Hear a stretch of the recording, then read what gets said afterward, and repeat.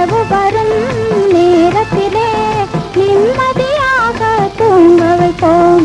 ஆத்தோரம் மணலெடுத்து அழகழகாய் வீடு கட்டி தோட்டமிட்டு செடி வளர்த்து ஜோராக குடியிருப்போம்.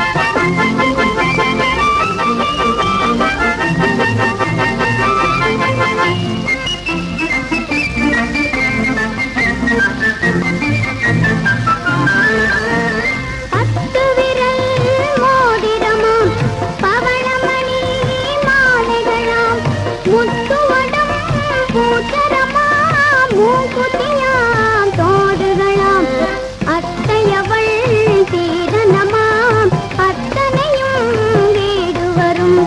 கல்யாணம் ஊர்வலமாம் கச்சேரி விருந்துகளாம் மாப்பிள்ளையின் அம்மாவும் மனங்குளிர வருவாளாம்.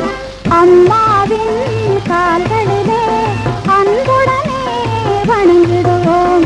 ஆத்தோரம் மணலெடுத்து அழகழகாய் வீடு கட்டி தோட்டமிட்டு